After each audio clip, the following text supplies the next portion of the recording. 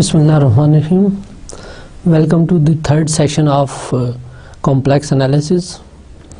आज के लेक्चर्स में हम functions of a complex variable को डिफाइन करेंगे और उसकी बेसिक प्रॉपर्टीज़ को इन्वेस्टिगेट करेंगे। जैसे कि स्टार्ट्स के 2 लेक्चर्स में हमने देखा कि कॉम्प्लेक्स नंबर्स की जो मोस्टली प्रॉपर्टीज़ हैं वो रियल नंबर्स की जनरलाइजेशन हैं। जैसे आपने अर्थमेटिक्स प्रॉपर्टी देखी, ठीक। उसके बाद हमने set of all real numbers define किया, then set of all complex number define किया। फिर कॉम्प्लेक्स नंबर्स की हमने 2 फॉर्म में स्टडी किया, इसको Cartesian form x plus iota y form में और इसकी polar form r into cos theta plus iota sine theta form में। यूजली जब हम रियल में स्टडी करते हैं तो हम रियल नंबर्स का सेट डिफाइन कर लेते हैं, तो देन हम स्टडी को प्रिसाइज करते हैं, उसके सबसेट्स लेकर उन पे रिलेशंस डिफाइन करते हैं और फिर रिलेशन से हम फंक्शंस डिफाइन करते हैं। तो सेम पैटर्न यहाँ हम फॉलो करेंगे कि हमने सेट ऑफ कॉम्प्लेक्स नंबर्स को डिफाइन कर लिया, उसकी बेसिक प्रॉपर्टीज़ इन्वेस्टिगेट कर ली, तो अब नेक्स्ट हम कॉम्प्लेक्स फंक्शंस को डिफाइन करेंगे और उनकी प्रॉपर्टीज़ देखेंगे। तो आज का हमारा लेक्चर जो है वो functions of a complex variables होगा। डिफरेंट फॉर्म्स ऑफ फंक्शंस हम डिफाइन करेंगे और देन उनकी प्रॉपर्टीज़ इन्वेस्टिगेट करेंगे।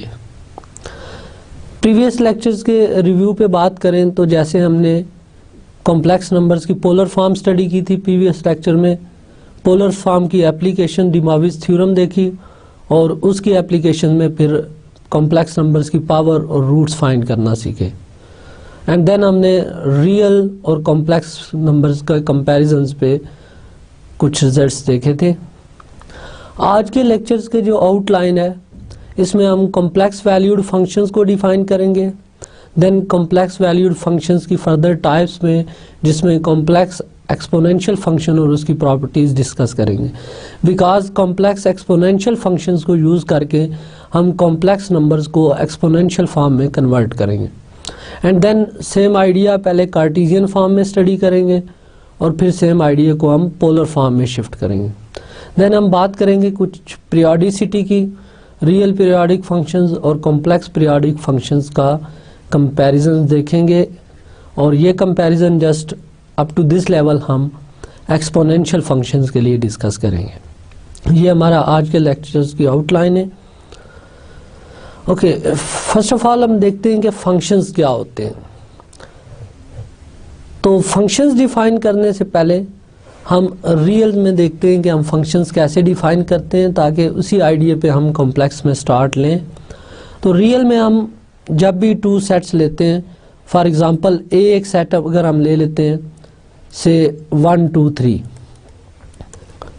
और बी एक सेट लेते हैं से ए बी एंड सी, तो आप जानते हैं इनका कार्टेशियन प्रोडक्ट हम डिफाइन कर लेते हैं which is set of all ordered pairs a b type का such that a is from a and b belongs to B.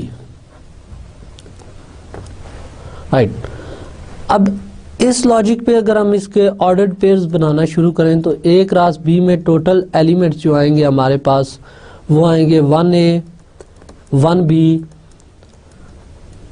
1C, similarly 2A 2B and 2C 2B and 2C और lastly 3A 3B और 3C। अब ये set of all cartesian product बन गया, cartesian product from A to B।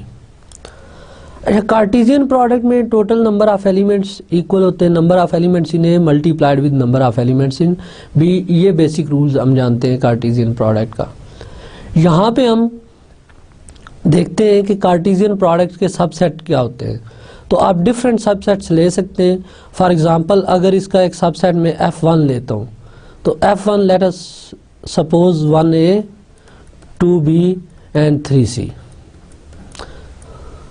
Similarly एक और subset में F2 लेता हूँ से 1A 1B ये एक सबसेट ले लिया। इसी तरह आप इसके डिफरेंट सबसेट्स डिफाइन कर सकते हैं। अब कार्टेशियन प्रोडक्ट के जितने भी सबसेट्स होते हैं वो बाइनरी रिलेशंस कहलाते हैं फ्रॉम ए टू बी। तो हम डिफरेंट बाइनरी रिलेशंस डिफाइन करते हैं। अब इन बाइनरी रिलेशंस में से अगर हम F1 रिलेशंस की डायग्राम में फॉर्म देखें तो से ये ए सेट था हमारे पास 1 2 3, ये हमारे पास बी सेट है ए बी सी। तो F1 में हमने 1 को लिंक किया है ए के साथ, 2 रिलेटेड टू बी है, 3 रिलेटेड टू सी है। सिमिलरली अब इस रिलेशंस की डोमेन हम एलिमेंट्री लेवल्स पे कैलकुलेट करना सीख चुके होते हैं। जस्ट हम रिकॉल करते हैं कि इस रिलेशंस की डोमेन आ गई 1 2 3, राइट। और इस रिलेशंस की अगर हम रेंज डिफाइन करें तो range of this relation is a b and c. ये इस रिलेशंस की डोमेन और रेंज आ गई। सिमिलरली F2 रिलेशंस की डोमेन एलिमेंट 1 है और F2 रिलेशन की जो रेंज है वो ए और बी है। यहाँ इम्पॉर्टेंट चीज़ जो नोट करें वो ये है कि रिलेशंस F1 में ए सेट के सारे एलिमेंट बी सेट के ऑल एलिमेंट से कनेक्ट हो रहे हैं, जबकि F2 रिलेशंस के अंदर ए के एलिमेंट्स 1 2 3 हैं और बी के एलिमेंट्स ए बी सी हैं। तो जस्ट हमने जो रिलेशन सेलेक्ट किया है हम 1 को ए से लिंक कर रहे हैं और 1 को बी से लिंक कर रहे हैं। तो नोट करें कि F1 की डोमेन जो है सेट ए के इक्वल है, बट F2 रिलेशंस की अगर आप डोमेन देखें तो वो सेट ए के इक्वल नहीं है। अब इस प्रॉपर्टी को ध्यान में रख के हम फंक्शंस डिफाइन करते हैं। तो function f from a set A to a set B is a rule that assigns to each element in A one and only one element in B। यहाँ पे इसकी डेफिनेशन में 2 वर्ड्स इंपॉर्टेंट है कि function is a relation, a function f from a set A to a set B is a rule that assigns each element in A। यानी A के हर element को अगर B के हम one and only one element से link करें तो ऐसे रिलेशंस को हम फंक्शंस कहते हैं। ए डोमेन ऑफ दिस रिलेशन है एंड रेंज जो है वो सब सेट ऑफ बी होती है। तो रेंज ज़रूरी नहीं किसी रिलेशन की रेंज सेकंड कंप्लीट सेट के इक्वल हो, बट अगर रिलेशन फंक्शन है तो उसकी डोमेन मस्ट फर्स्ट सेट के इक्वल होती है और रेंज ऑलवेज सब सेट ऑफ सेकंड सेट होता है। फर्दर जब हम क्लासीफाई करते हैं फंक्शंस को तो मेनली हम इनको 1 1 और ऑन टू फंक्शन में और बाइजेक्टिव फंक्शन में डिवाइड करते हैं। इन पे बात इंशाल्लाह हम नेक्स्ट किसी लेक्चर्स में करेंगे जहाँ हमें 1 1 फंक्शंस की ज़रूरत होगी। तो यहाँ पे जो जैसे हमने डायग्राम में शो किया है कि ए सेट का एक एलिमेंट स्मॉल ए मैप होके बी सेट के एक एलिमेंट स्मॉल बी के साथ लिंक हो रहा है and b is equal to f of a के इक्वल है। B is the image of a under the function f. तो टर्मिनोलॉजी में समटाइम्स हम ए को प्री इमेज कह देते हैं और बी को इमेज कह देते हैं। तो रिलेशंस तो हम डिफरेंट डिफाइन कर सकते हैं क्रॉस बी पे, बट ऑल रिलेशन ज़रूरी नहीं फंक्शंस हों। कुछ रिलेशंस उसमें से फंक्शंस होते हैं, कुछ रिलेशंस फंक्शंस नहीं होते। तो यहाँ मेनली फोकस करेंगे उन रिलेशंस को जो फंक्शंस बनाते हैं, यानी जो फंक्शंस की बेसिक डेफिनेशन को सेटिस्फाई करते हैं। मीन्स कि each element in A is linked to one and only one element in B. Technically functions को हमने डिक्लेयर किया। समटाइम्स फंक्शंस को एक रूल हम कह रहे हैं, समटाइम रफली स्पीकिंग हम इसको एक मशीन कह लेते हैं कि फंक्शन एक मशीन होती है जिसमें इनपुट वैल्यूज़ आप दें तो आपको आउटपुट मिलते हैं। जैसे रियल के केस में देखें, हम मेनली इंटरेस्टेड होते हैं फंक्शंस की प्रॉपर्टीज़ इन्वेस्टिगेट करने में। इस रूल की प्रॉपर्टीज़ क्या हैं? जैसे पहली एग्जांपल रियल नंबर सिस्टम से देखें तो find the domain and range of f from R to R defined by f of x equal to x square plus 1। Okay, इस फंक्शन की जब हम डोमेन फाइंड आउट करेंगे तो किसी भी फंक्शंस की डोमेन फाइंड करते वक्त आपने ये ख्याल रखना होता है कि डोमेन में कोई ऐसा पॉइंट ना पुट करें जिस पे फंक्शन अनडिफाइंड हो। ऐसा कोई पॉइंट डोमेन का पॉइंट नहीं होगा जिस पॉइंट पे फंक्शन अनडिफाइंड हो। तो फॉर एग्जांपल इस फंक्शन में आप कोई भी पॉइंट पुट करके देख लें तो ये फंक्शन डिफाइंड होता है। लेट अस सपोज आप 0 पुट करते हैं तो आंसर 1 आ जाएगा। आप कोई पॉजिटिव नंबर से 1 पुट करते हैं, आंसर 2 आ जाएगा। नेगेटिव 1 पुट करें तो आंसर फिर भी 2 आएगा।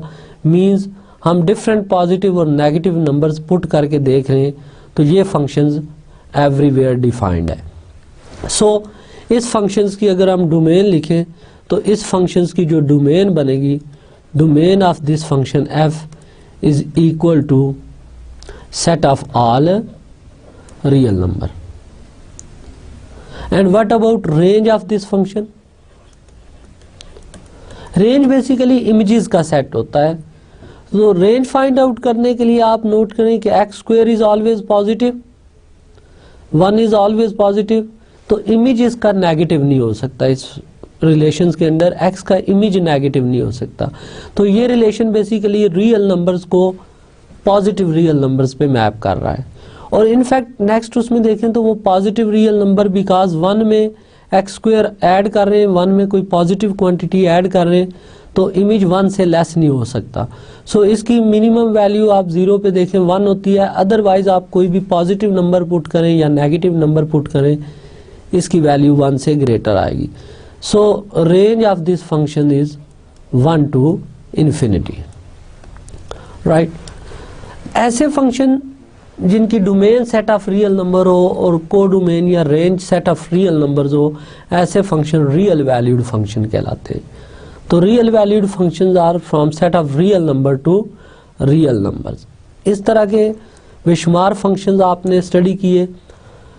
ओके, पॉइंट नोट यहाँ पे ये करने वाला है कि जब मैंने इस फंक्शंस की डोमेन फाइंड की तो क्वेश्चन में कोई एक्स पे रिस्ट्रिक्शन नहीं दी गई। तो नॉर्मली जब क्वेश्चन में एक्स पे रिस्ट्रिक्शन ना दी जाए तो इसकी डोमेन जो होती है उसको हम नेचुरल डोमेन कहते हैं। तो ये सेट ऑफ रियल नंबर इस फंक्शंस की नेचुरल डोमेन है। सिमिलरली अगर हम एक और फंक्शन इसमें कंसीडर करें, say f of x equal to 1/x - 5, तो आप नोट करें कि जब इसमें मैं x को 5 पुट करूंगा ये फंक्शन अनडिफाइंड हो जाएगा। So domain of this function is all real number except 5। तो ये इस फंक्शंस की नेचुरल डोमेन है। समटाइम्स रिलेशंस इस फॉर्मेट में दिए होते हैं। For example f of x is equal to x square with condition x lies between -5 and 5। तो इस केस में अब आपको डोमेन मेंशन कर दी गई है कि एक्स लाई कर रहा है बिटवीन -5 and +5। तो आप जो इमेज देखने में इंटरेस्टेड है वो जस्ट -5 to +5 सिर्फ इसका इमेज देख रहे हैं। तो ये डोमेन जो है ये इसकी इनफैक्ट नेचुरल डोमेन नहीं है। नेचुरल डोमेन तो इस फंक्शन की आप देखें तो वो set of R real number बनती है, बट ऐसी डोमेन कहलाती है रिस्ट्रिक्टेड डोमेन। तो यूजली जब हमें डोमेन फाइंड करने का कहा जाता है तो हम फंक्शंस की नेचुरल डोमेन्स फाइंड करते हैं। नेक्स्ट, रियल फंक्शंस की प्रैक्टिकली एप्लीकेशंस आप जानते हैं कि रियल फंक्शंस की बेशुमार प्रैक्टिकल एप्लीकेशंस आपने स्टडी की हुई हैं। फॉर एग्जांपल अगर मैं इसमें एक दो एक्सप्लेन करूं तो हम इंटरेस्टेड हैं कि इसे area of the circle find करने में, गिवन दैट रेडियस आर। तो ये जो मशीन बनती है हमारे पास फंक्शन बनता है ये πr² area of the circle का है। तो अब इसको आप इस तरह एज्यूम करें कि ये एरिया का फार्मूला है, मशीन है, फंक्शन है। यहाँ से इनपुट ये सेट ऑफ रियल नंबर ले रहा है और आउटपुट जो आपको दे रहा है ये πr² है। तो एरिया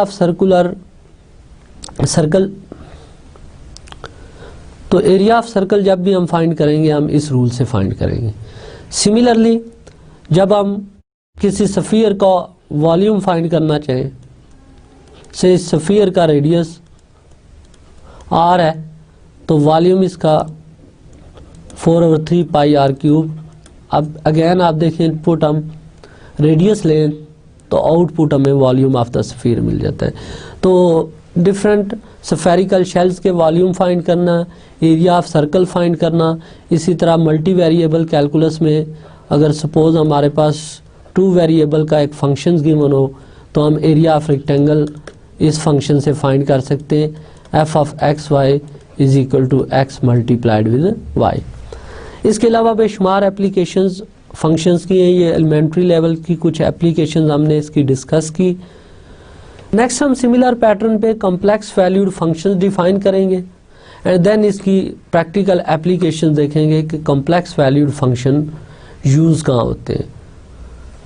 तो a complex valued function is a function F whose domain and range are subset of the set C of complex number। जिस तरह real valued function real number to real number defined होते हैं, इसी तरह complex valued function complex number to complex numbers defined होते हैं। ये ज़रूरी नहीं कि डोमेन आपके पास set of whole complex numbers हो, समटाइम्स कोई सबसेट ऑफ कॉम्प्लेक्स नंबर दे दिया जाएगा और उस सबसेट ऑफ कॉम्प्लेक्स नंबर से हम set of all complex number या उसके किसी सबसेट तक एक रिलेशंस डिफाइन करेंगे और इसी तरह हम उसमें फंक्शंस की प्रॉपर्टीज इन्वेस्टिगेट करेंगे। नॉर्मली कॉम्प्लेक्स में जिस तरह रियल में फंक्शंस की जनरल नोटेशन हम लेते हैं, y is equal to f of x form लेते हैं, राइट। इसमें हम x को प्री इमेज और y को इमेज कह रहे होते हैं। सेम केस में कॉम्प्लेक्स में फंक्शन की notation w is equal to f of z लेते हैं हम। इसमें z प्री इमेज है और y z प्री इमेज है और w जो है ये इमेज को रिप्रेजेंट कर रहा है। और रफली स्पीकिंग अगर ये सेट है तो ये रिलेशन भी ऑलमोस्ट उसी टाइप का बन रहा है कि z goes to w which is image of z under the function f। Complex valued functions की हम बात करें तो f of z is equal to z square minus iota z. तो ये फंक्शन देख लें कि इनपुट ले रहा है जेड और आउटपुट जो डिस्प्ले कर रहा है वो z square minus iota z है। इसके अलावा बेशुमार टाइप के कॉम्प्लेक्स वैल्यूड फंक्शन हम डिफाइन कर सकते हैं। फॉर एग्जांपल आप नेक्स्ट जो फंक्शन देखेंगे वो से एफ ऑफ जेड हम डिफाइन कर लेते हैं real part of z, right. और एफ ऑफ जेड हम डिफाइन कर लेते हैं which is equal to mod of z और जेड कॉन्जुगेट, और एफ ऑफ जेड डिफाइन कर सकते हैं हम जेड कॉन्जुगेट। तो इस टाइप्स के सारे रिलेशन जो है ये कॉम्प्लेक्स वैल्यूड फंक्शंस होते हैं। इनफैक्ट हर रियल वैल्यूड फंक्शन भी जो होता है वो एक कॉम्प्लेक्स वैल्यूड फंक्शन होता है, because set of real number is subset of complex number. इस वजह से जो हमारे पास रियल वैल्यूड फंक्शंस हैं वो स्पेशल केस बन जाते हैं कॉम्प्लेक्स वैल्यूड फंक्शंस के। सो कॉम्प्लेक्स वैल्यूड फंक्शंस की प्रॉपर्टीज़ इन्वेस्टिगेट करें तो जो रियल वैल्यूड फंक्शंस की प्रॉपर्टीज़ हैं उनको as a complex number treat करें। तो जो एप्लीकेशन हमने रियल नंबर सिस्टम की या रियल फंक्शंस की देखी हैं वो कॉम्प्लेक्स फंक्शंस की भी ट्रीट की जा सकती हैं as a special case. Okay, next example में हम फाइंड करना सीखेंगे कि आपको कोई कॉम्प्लेक्स वैल्यूड फंक्शन दिया जाए और आपने डोमेन के किसी पॉइंट पे उस फंक्शन की वैल्यू फाइंड करनी हो तो वो वैल्यू कैसे फाइंड की जाएगी। अब रियल के में इसके पैरेलल जो हम कॉन्सेप्ट स्टडी करते हैं वो ये है कि for example f of x हमारे पास अगर एक्स स्क्वायर प्लस 1 है, से हम इंटरेस्टेड है एफ ऑफ -1 क्या होगा, तो हम जस्ट इनपुट इस मशीन में -1 इनपुट है और आउटपुट अगर हम देखना चाहें तो -1 का square +1 which is 1 + 1 equal to 2। So image of -1 under this f is 2। Same case में इस एग्जांपल में हमें डिफरेंट कॉम्प्लेक्स वैल्यूड फंक्शंस दिए गए और इनपुट पॉइंट्स बताए गए, तो हम देखेंगे कि इनकी आउटपुट क्या आती है। Let us start first part of this example. F of z because given है x y minus x square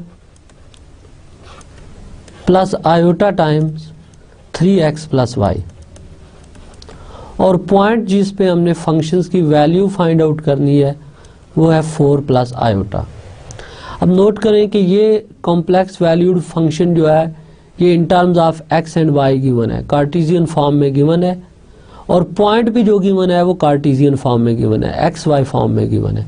so आप इस कॉम्प्लेक्स नंबर से x फाइंड आउट करें which is 4, y find out करें which is 1। Now f of z find करें, तो आप इस रिलेशन में x को 4 पुट करें, y को 1 पुट करें, माइनस x को 4 पुट करें into plus iota times 3 into x which is 4 plus y is 1। तो after simplification we have 4 square is equal to 16 and this gives us minus 12 plus 12 and 1 13 iota. So image of 4 plus iota under f is minus 12 plus 13 iota. तो यहाँ पे इस part में major observation ये है कि input जो है आपको एक कार्टेशियन फॉर्म में कॉम्प्लेक्स नंबर है और फंक्शंस भी कार्टेशियन फॉर्म में एक्सप्रेस है, तो हमने इजीली इसको इन्वेस्टिगेट कर लिया। अब सेकंड एग्जांपल जो है वो इससे थोड़ी सी डिफरेंट है, बिकॉज फंक्शंस आपको आर थीटा में गिवन है, पोलर कोऑर्डिनेट सिस्टम में गिवन है, और इनपुट पॉइंट जो है वो कार्टेशियन फॉर्म में गिवन है। तो अब इसको हम देखते हैं कि अगर इनपुट कार्टेशियन फॉर्म में हो, फंक्शंस पोलर फॉर्म में हो, या अदर वे राउंड हो कि इनपुट आपको पोलर फॉर्म में दी जाए और फंक्शन कार्टेशियन फॉर्म में दिया जाए, तो इस तरह के क्वेश्चंस को कैसे सॉल्व किया जाता है। So f of z is r plus iota cos square theta, f of z is r plus iota cos square theta, and point is z equal to minus 2 iota. Okay, note करें कि अब यहाँ पे दो option है हमारे पास, या तो इस फंक्शंस को आप कार्टेशियन फॉर्म में कन्वर्ट कर लें ताकि डायरेक्ट ये पॉइंट यूज हो जाए जैसे हमने फर्स्ट एग्जांपल में किया, या इनपुट को पोलर फॉर्म में ले जाएं ताकि ये इस फंक्शन में डायरेक्ट यूज हो जाए। दोनों का सेम फॉर्म में होना ज़रूरी है ताकि इसकी वैल्यू फाइंड की जा सके, इसका इमेज हम फाइंड कर सकें। तो बिकॉज फंक्शन एक कॉम्प्लिकेटेड फॉर्म में डिफाइंड है, सो लेट अस ट्राई कि हम z equal to minus 2 iota की पोलर फॉर्म निकाल लें। रिकॉल करें कि जब भी पोलर फॉर्म निकालें आप नोट करें कि वो ज़ीरो तो नहीं है, बिकॉज ज़ीरो नंबर की पोलर फॉर्म एग्जिस्ट नहीं करती, बिकॉज उसका आर्गूमेंट डिफाइंड नहीं होता। तो हम इसको पोलर फॉर्म में कन्वर्ट करते हैं, तो इसको x plus iota y form में लिखें which is equal to 0 plus minus 2 times iota, this implies x equal to 0 and y is equal to minus 2। अब ये x y फाइंड हो गए।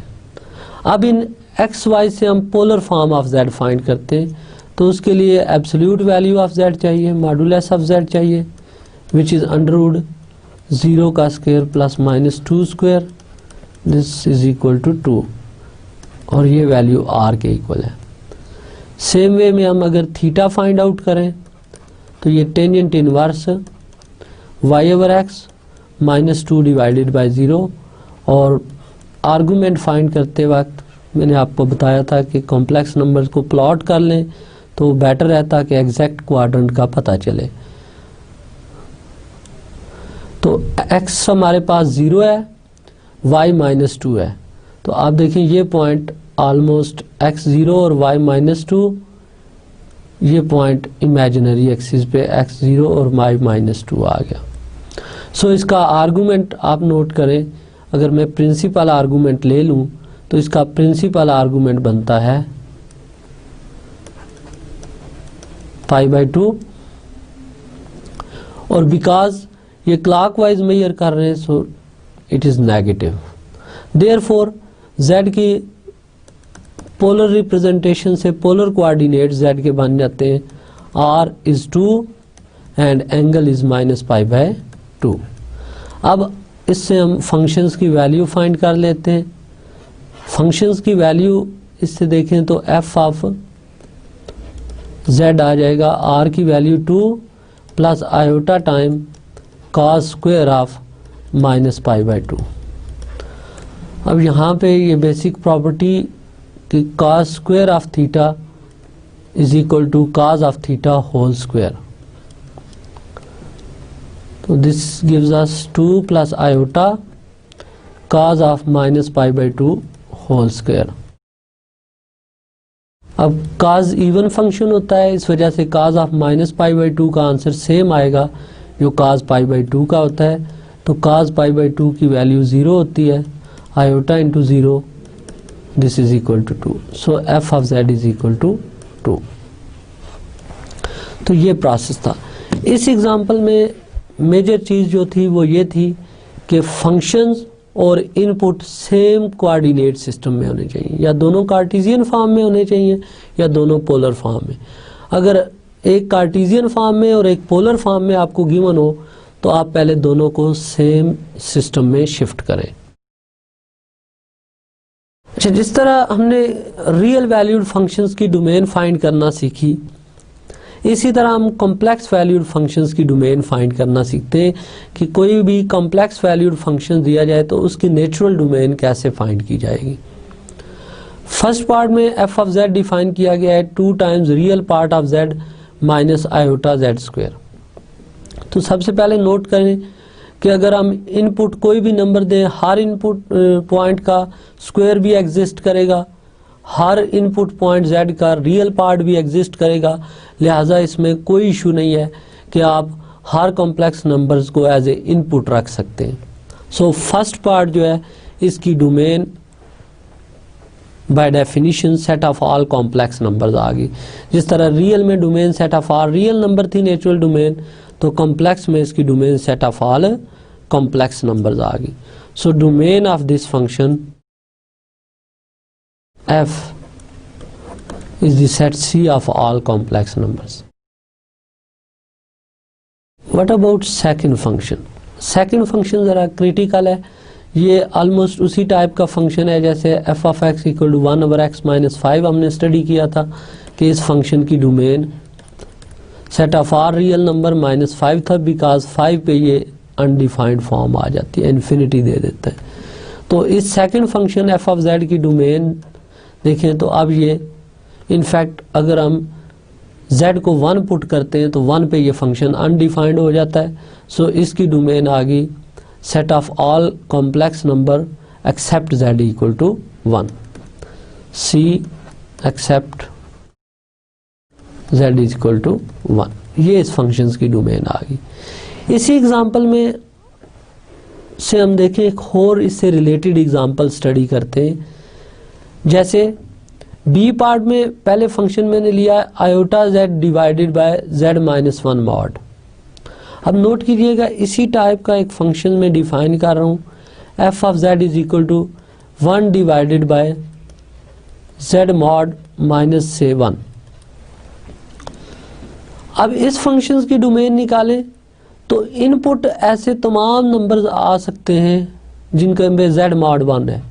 z मॉड इक्वल टू 1 जहाँ जहाँ होगा वहाँ ये फंक्शन अनडिफाइंड होगा, ये मशीन काम करना छोड़ जाएगी। तो इस केस में डोमेन ऑफ दिस फंक्शन जो होगी ये होगी set of all complex number minus z such that z mod equal to 1। अब टेक्निकली हम देखते हैं कि ये z मॉड इक्वल टू 1 क्या होता है। z mod इक्वल टू 1 अगर हम ड्रॉ करें तो this implies mod of x plus iota y is equal to 1 and this implies square root of x square plus y square equal to 1 and this implies x square plus y square equal to 1 square. और further यहाँ से हम note कर सकते हैं कि x minus 0 square plus y minus 0 square is equal to 1 square. तो ये एक सर्कल की इक्वेशन आती है। ये एक ऐसा सर्कल है जिसका सेंटर 0 0 और रेडियस 1 है। इस सर्कल को यूनिट सर्कल कहा जाता है कॉम्प्लेक्स की टर्मिनोलॉजी में। ये एक यूनिट सर्कल की इक्वेशन है। तो बेसिकली इस फंक्शंस की मैं डोमेन अगर डायग्राम में बताऊँ आपको, तो ये let us suppose unit circle है, ये बाकी हमारे पास कॉम्प्लेक्स प्लेन है। तो इस फंक्शंस की ये डोमेन आउटर सारे पॉइंट्स है, ये इनर सारे पॉइंट्स है, except the boundary of the circle, because जो सर्कल की बाउंड्री है उस पे z मॉड की वैल्यू 1 हो जाती है। तो ये इसकी डोमेन है इस फंक्शन की। तो डोमेन फाइंड करते वक्त अब कॉम्प्लेक्स में और रियल में डिफरेंस नोट करें कि रियल वैल्यूड फंक्शंस की जब मैं डोमेन लिख रहा था f of x equal to 1/x-5, तो रियल लाइन पे जब आप x-5 को 0 लेते हैं तो 1 डायमेंशन में जस्ट x इक्वल टू 5 आता है। बट कॉम्प्लेक्स में जब आपने z मॉड को 1 लिया तो ये एक सिंगल पॉइंट नहीं जनरेट हुआ, ये एक कंप्लीट सर्कल की बाउंड्री आ गई, क्योंकि इस पूरी बाउंड्री के ऊपर डिस्टेंस 1 यूनिट बनता है ओरिजिन से। Mod of this complex number 1 बनता है कंप्लीट बाउंड्री के ऊपर। सो इसलिए इस फंक्शंस की जो डोमेन है वो set of all complex number minus this unit circle है। नेक्स्ट एक बड़ा इंपॉर्टेंट कॉन्सेप्ट जो हम डील करते हैं जब फंक्शंस ऑफ कॉम्प्लेक्स वेरिएबल्स को हम स्टडी कर रहे होते हैं, वो होता है कॉम्प्लेक्स नंबर्स के रियल और इमेजिनरी पार्ट फाइंड करना। इससे पहले हमने सीखा है कि कॉम्प्लेक्स नंबर्स के रियल और इमेजिनरी पार्ट फाइंड करना कि z अगर x प्लस आयोटा y हो तो x इसका रियल पार्ट है और y इस नंबर का इमेजिनरी पार्ट है। यहाँ पे हम सीखेंगे कि किसी कॉम्प्लेक्स वैल्यूड फंक्शंस को क्या हम रियल और इमेजिनरी पार्ट में सेपरेट कर सकते हैं या नहीं कर सकते। तो अगर आपको कोई कॉम्प्लेक्स फंक्शन इस फॉर्मेट में दिया जाए f of z is equal to some function u which is function of xy plus iota time another function v which is also function of two variables x and y, तो इसमें u इस complex functions का real part हो जाएगा, real part of z of f of z, और v जो होगा वो imaginary part of f of z। तो ये इस फंक्शंस के रियल और इमेजिनरी पार्ट्स हैं।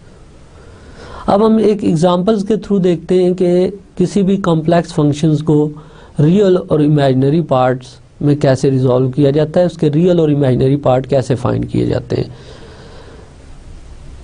फॉर एग्जांपल स्टार्ट हम एक सिंपल एग्जांपल से लेते हैं। f of z से z स्क्वायर दिया गया है आपको, तो हम कार्टेशियन फॉर्म में इसके रियल और इमेजिनरी पार्ट फाइंड करते हैं। तो रियल और इमेजिनरी पार्ट फाइंड करने के लिए आप ऑलवेज f of z को लेट किया करोगे u plus iota v, real part of f plus imaginary part of f, with understanding that u and v are functions of x and y, और z को लिखें x plus iota y standard form whole square. Ordinary multiplication apply करें तो this gives us x square minus y square plus iota times 2xy। तो यहाँ से ये u plus iota v complex number x square minus y square plus iota time 2xy के equal आ गया। तो यहाँ से u हमारे पास x square minus y square है और इमेजिनरी पार्ट इमेजिनरी के इक्वल करें तो v इक्वल है 2xy। नोट करें कि u depends on xy and v also depends on xy। अब इसी टाइप की एक कॉम्प्लिकेटेड एग्जांपल देखते हैं जिसमें f of z आपको टू फंक्शंस का कम्बिनेशन दिया गया है। z इसमें आइडेंटिटी फंक्शन आ गया और 1/z इसमें रेसिप्रोकल आ गया z का। अब इस फंक्शंस को रियल और इमेजिनरी पार्ट में सेपरेट करना है। तो इस फंक्शंस के लिए हम दोनों रिप्रेजेंटेशन देखते हैं, कार्टेशियन फॉर्म इस फंक्शन की कैसे बनेगी और पोलर फॉर्म कैसे बनेगी, एंड देन रियल और इमेजिनरी पार्ट इसमें सेपरेट कैसे होंगे। f of z equal to z plus 1/z। सबसे पहले हम इसकी कार्टेशियन फॉर्म में रिजॉल्व करते हैं। तो स्टार्ट ले लेते हैं f of z u plus iota v, z is x plus iota y and plus 1/z is 1/x plus iota y।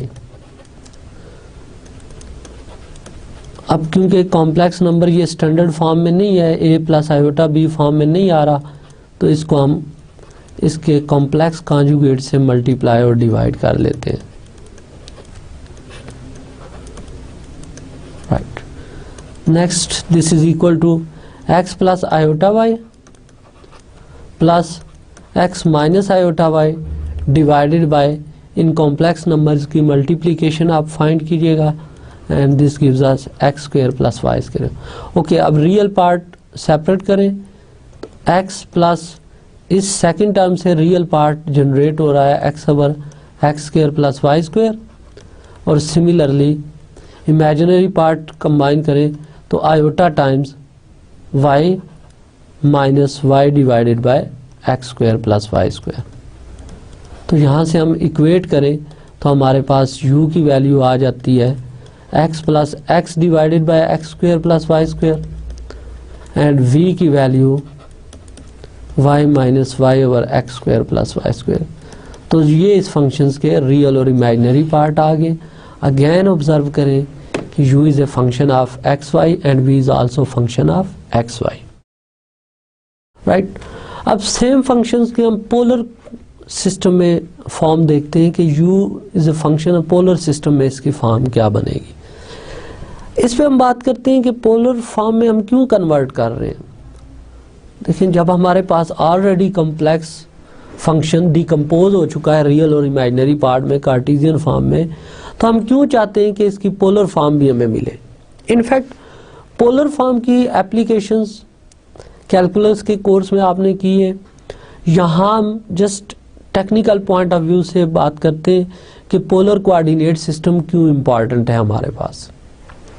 In fact जब भी हम कोई कर्व देखते हैं, for example x square plus y square equal to 1 ही लेते हैं unit circle, इससे पहले हमने स्टडी किया।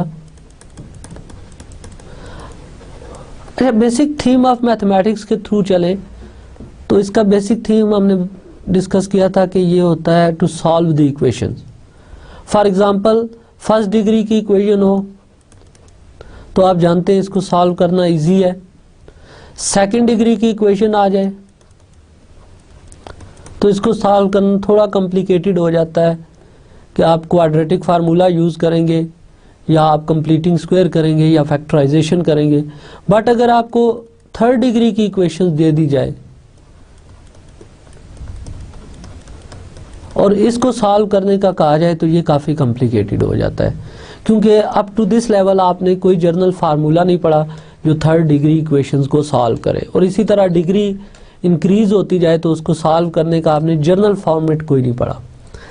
हम लोग इसमें यूजली यूज़ करते हैं सिंथेटिक डिवीजन का प्रोसेस, बट सिंथेटिक डिवीजन के अपने बहुत से ड्रॉबैक्स हैं। जैसे उसमें एक रूट नॉन होगा तो डिवीजन का प्रोसेस स्टार्ट होगा, अदरवाइज डिवीजन का प्रोसेस स्टार्ट ही नहीं होगा। और उसमें भी ये जो पॉलिनोमियल इक्वेशंस हैं, इनको रूट्स अगर रैशनल हैं तो देन हमारे पास मेथड मौजूद है रूट फाइंड करने का, सिंथेटिक डिवीजन स्टार्ट करने का, अदरवाइज ये फिर कॉम्प्लिकेटेड प्रॉब्लम है। तो आप नोट करें इक्वेशंस की जितनी डिग्री कम होती जाती है उसको सॉल्व करना उतना ईजी होता जाता है। यही वजह होती है कि हम सम टाइम इक्वेशंस को सॉल्व करते हुए उनकी डिग्री रिड्यूस करते हैं। क्यूबिक इक्वेशन है, सिंथेटिक डिवीजन से क्वाड्रेटिक फॉर्म में कन्वर्ट करें और उसको फिर सॉल्व कर लें। राइट, तो सेम केस में जब इस equation x square plus y square equal to 1 की डिग्री अगर रिड्यूस हो जाए किसी सिस्टम में तो इसको सॉल्व करना ईजी है।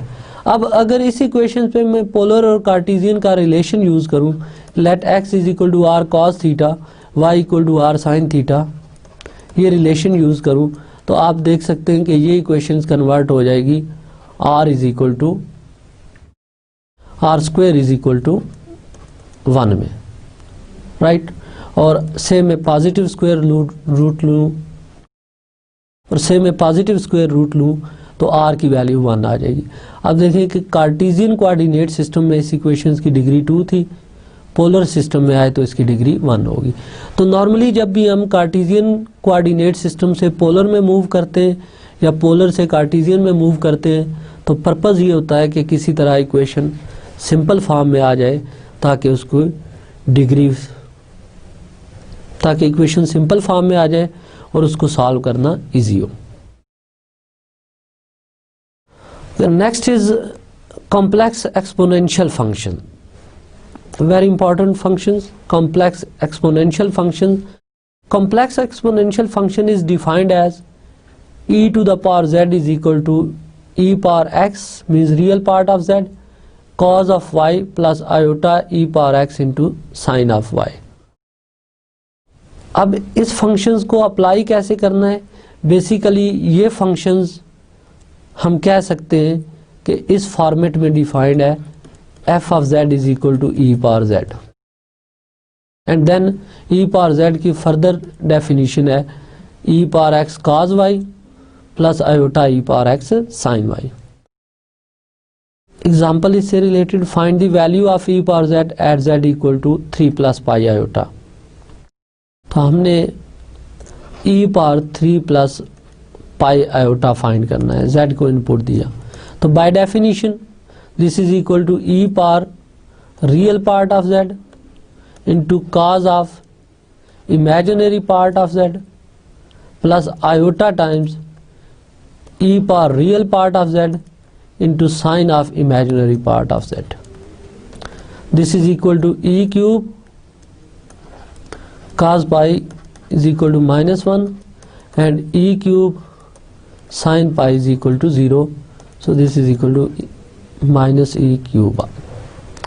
तो ये कॉम्प्लेक्स नंबर की फॉर्म में हमारे पास इमेज आ गया, because every real number is a complex number. तो यहाँ पे आपने इस एग्जांपल में देखा कि अगर हम किसी इनपुट के पॉइंट पे एक्सपोनेंशियल फंक्शंस की वैल्यू फाइंड करना चाहें तो वो कैसे फाइंड की जाएगी. अच्छा, अब इस एक्सपोनेंशियल फंक्शंस को हम यूज करेंगे तो हमारे पास डिफरेंट प्रॉपर्टीज जनरेट होंगी कॉम्प्लेक्स नंबर्स की. सबसे पहले एक्सपोनेंशियल फंक्शन क्योंकि यूज में काफ़ी स्मूथ फंक्शन है, जब हम रियल में देखते हैं f of x equal to e power x.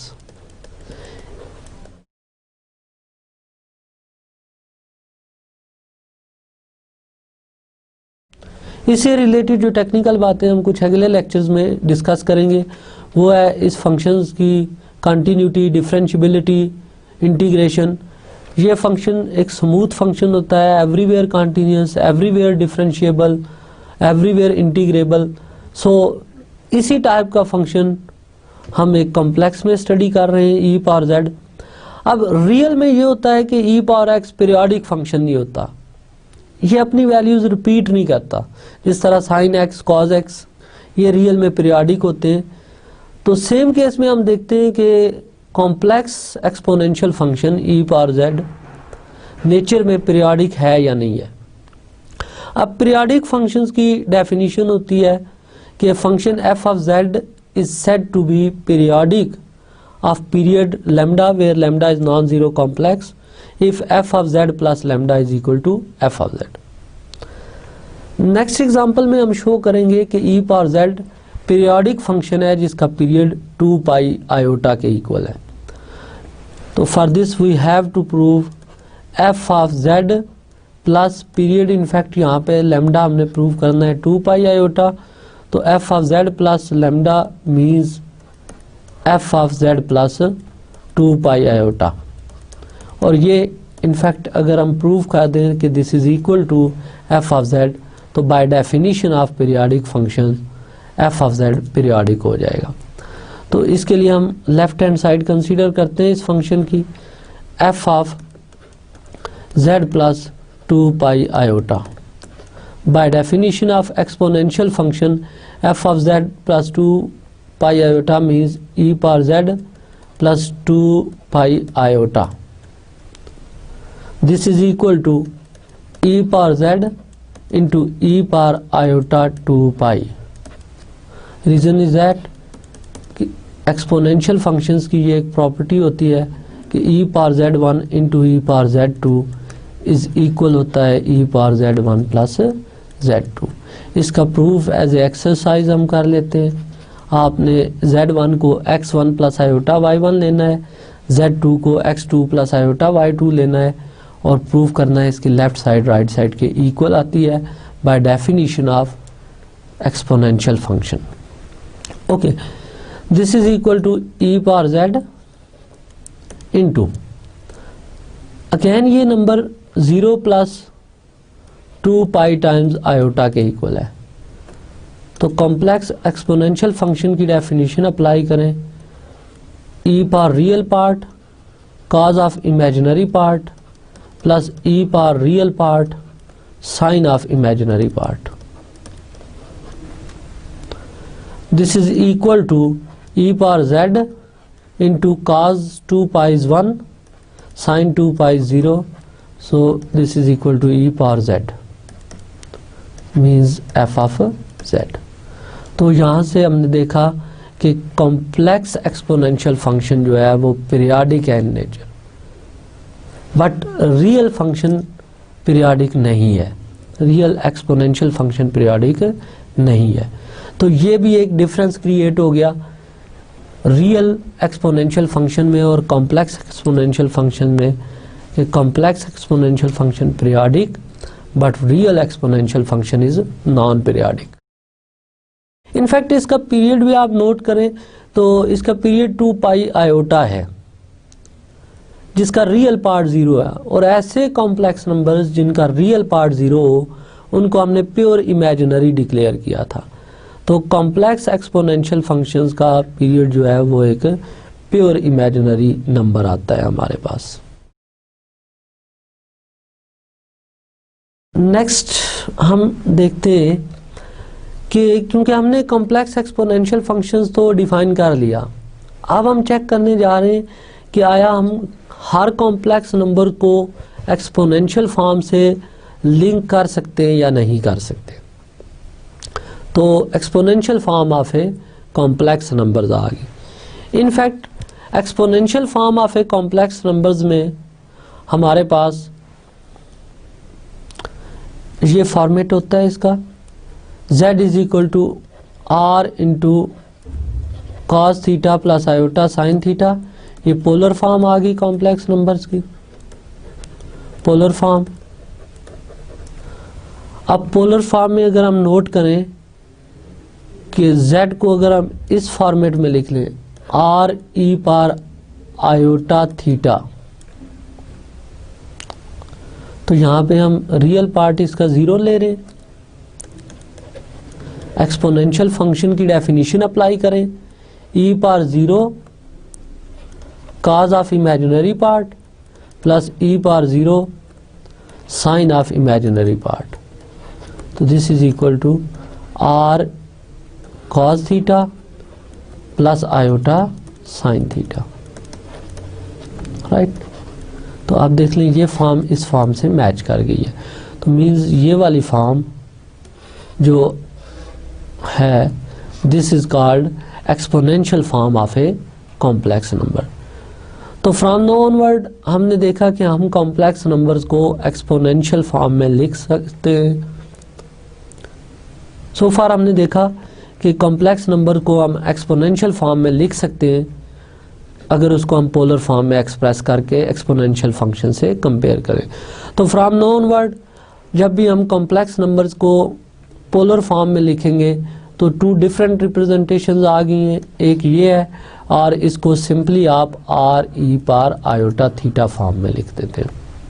And further e power iota theta को हमने एक्सपेंड किया यहाँ से, तो e पावर आयोटा थीटा की ये representation I which gives us cos theta plus iota sin theta.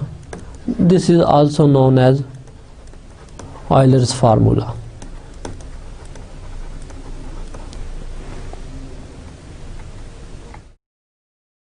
Next हम study करने जा रहे हैं polar form of a complex function.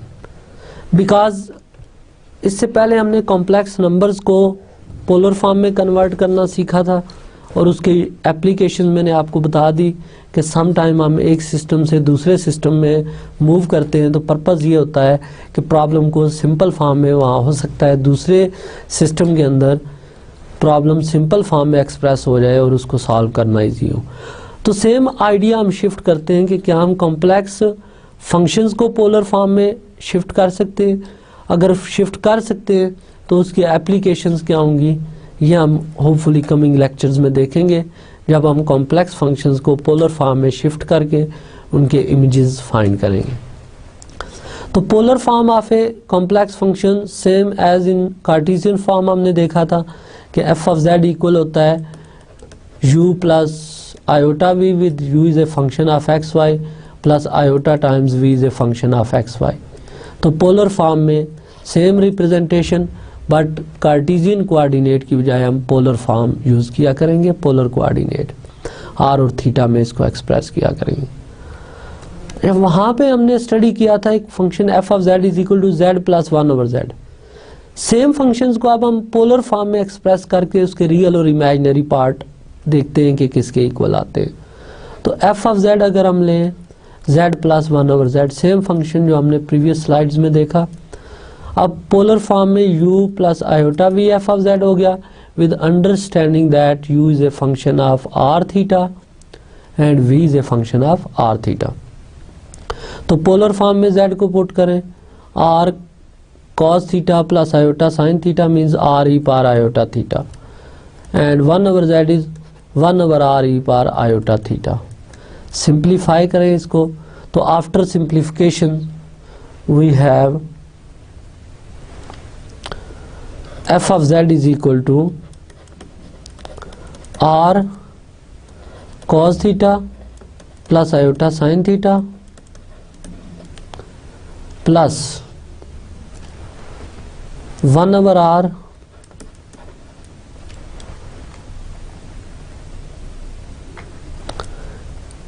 e to the power minus iota theta and this is equal to r cos theta plus iota sin theta plus 1/r। again Euler formula use करें तो this gives us cos of minus theta plus iota sin of minus theta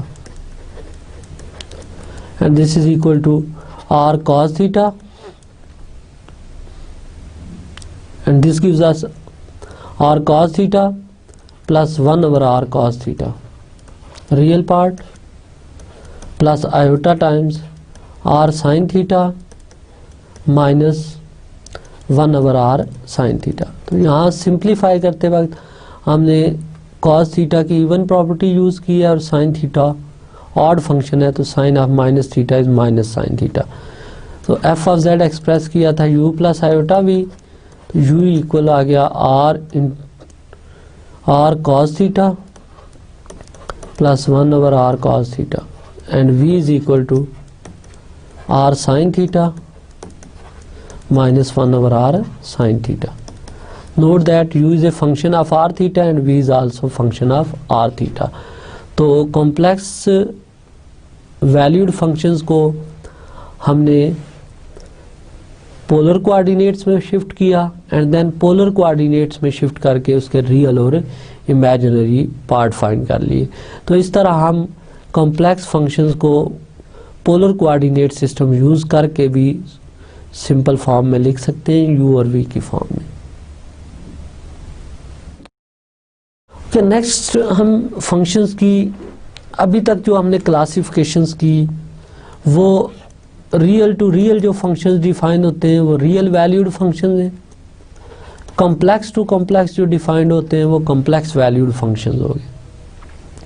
अब in fact हम कुछ इस type के functions पे बात करने जा रहे हैं जो set of real number to set of complex numbers defined हो और ऐसे फंक्शन जो set of complex numbers to real numbers defined हो। तो फर्स्ट ऑफ ऑल हम देख रहे हैं ये वाला फंक्शन जो set of complex number to real number defined हो रहा है, this is called real valued function of a complex variable. Because images set of real में से आ रहे हैं, दैट्स वाई हम इसको रियल वैल्यूड फंक्शन, और इनपुट कॉम्प्लेक्स नंबर है तो हम इसको real valued function of a complex variable कह रहे हैं। तो इस फंक्शन में आउटपुट y से रिप्रेजेंट की, इनपुट एक कॉम्प्लेक्स नंबर है तो और इनपुट एक कॉम्प्लेक्स नंबर है तो इसको हमने z से रिप्रेजेंट कर दिया। अब हम देखते हैं कि क्या ऐसे फंक्शंस की कोई एग्जांपल भी हमें मिलती है या नहीं। जो कॉम्प्लेक्स नंबर से रियल नंबर्स पे डिफाइंड हो, तो फर्स्ट ऑफ ऑल नोट करें f of z is equal to modulus of z. Input is a complex number, output is a real number. So this function is a real valued function. Again, f of z is equal to real of z. Input is a complex number and output is its real part, which is a real number. तो इस type के functions भी important हैं, इनको हम further investigate करेंगे coming lectures में. Next है हमारे पास complex valued functions of a real variable. Complex valued function of a real variable means real to complex function. So these functions are denoted by w is equal to f of t, और इसको real और imaginary part में separate करें तो x is a function of t plus iota y is a function of t. इस पे examples अगर हम देखें तो f of z is equal to 3t square plus iota times t minus 1. This term is equal to x of t plus iota. This term is equal to y of t. So f of z can be expressed as x of t plus iota y of t, complex valued function of a real variable.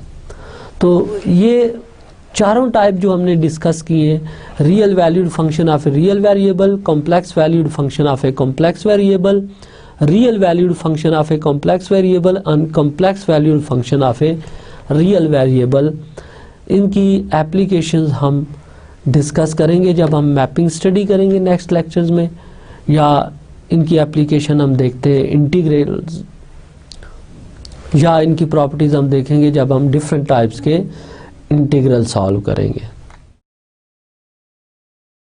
Okay, at the end of this lectures we just discuss some basic graphs in complex.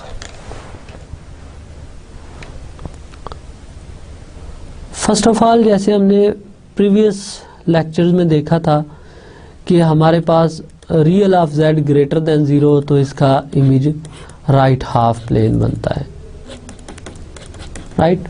Same case में complex में हम जब graphic करते हैं, for example ये, तो इसकी से डोमेन हम a टू b स्टडी कर रहे हैं, रेंज y एक्सिस पे वेरी करेगी इसकी से यहाँ तक, तो हम इमेजेस को स्टडी करते हैं. अब हम ये देखेंगे कि कॉम्प्लेक्स वैल्यूड फंक्शंस के जो ग्राफ्स होते हैं क्या वो हम स्केच कर सकते हैं या नहीं कर सकते, बिकॉज रियल वैल्यूड फंक्शन जो होते हैं उनकी इजी रिप्रेजेंटेशंस होती है. अगर हम उनके ग्राफ स्केच करना शुरू कर दें तो क्या ऐसा काम हम कॉम्प्लेक्स में भी कर सकते हैं या नहीं कर सकते. और ग्राफ्स की इम्पॉर्टेंस क्या होती है मैथमेटिक्स में कि ग्राफ जब हम ड्रॉ करते हैं तो वो फंक्शंस की प्रॉपर्टीज, ऑलमोस्ट सारी प्रॉपर्टीज हम ग्राफ से देख सकते हैं. Graphs always summarize the data.